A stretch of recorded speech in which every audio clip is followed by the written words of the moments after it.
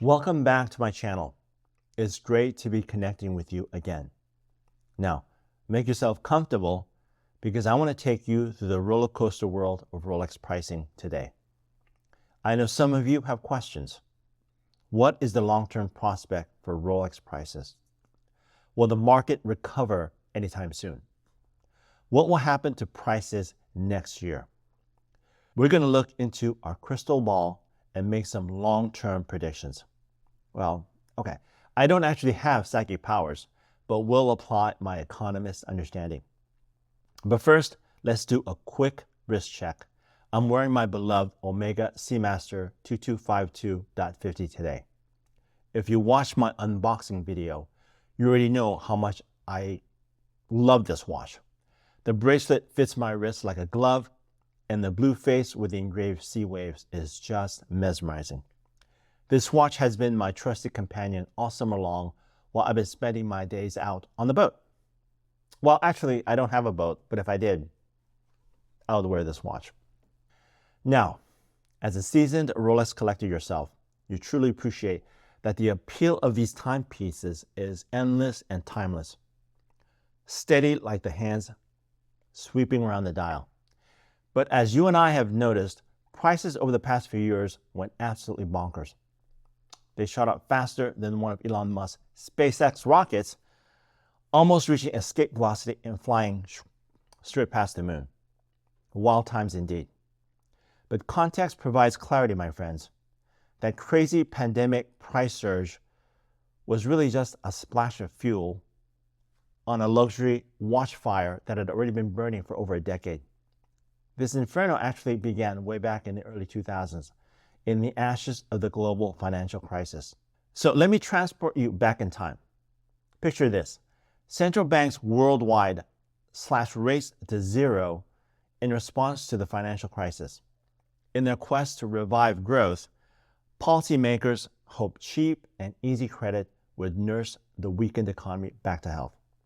On the surface, it seemed only logical, right, that consumers would tighten their belts and ease off luxury spending. Let's pay off those credit cards. Let's be sensible. But that's not what happened.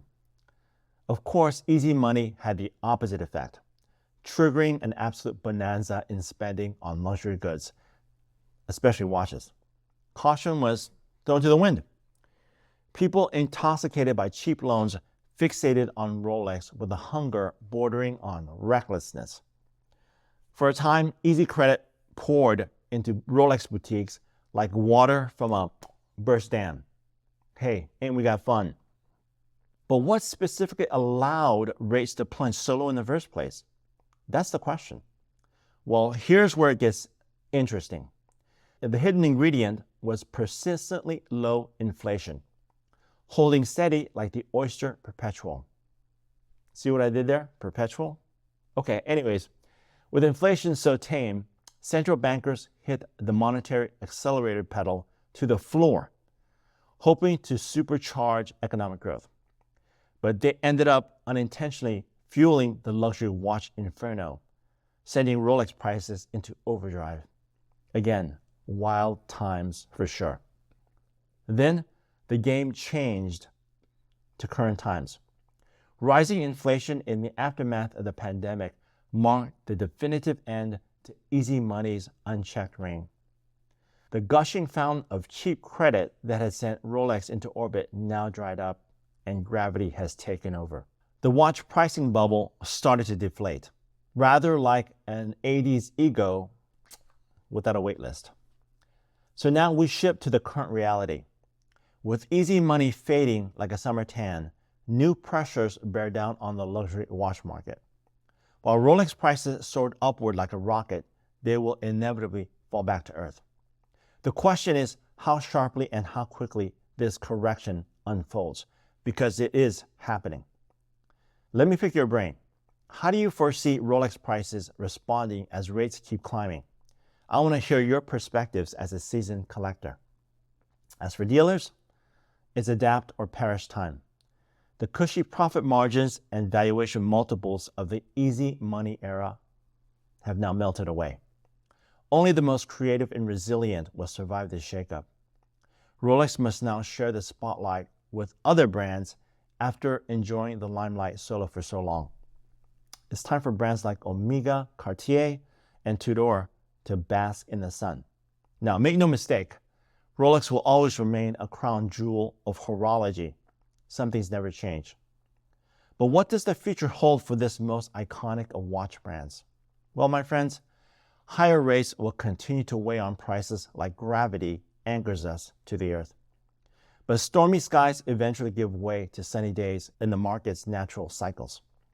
This new era calls for appreciating the fundamentals, the heritage and craftsmanship that make Rolex such a perennial favorite. For enthusiasts like you and me, the passion comes from details and workmanship, not only dollar signs. Isn't that true? Through every twist and turn in the road ahead, I'm glad we get to share this watch obsession together.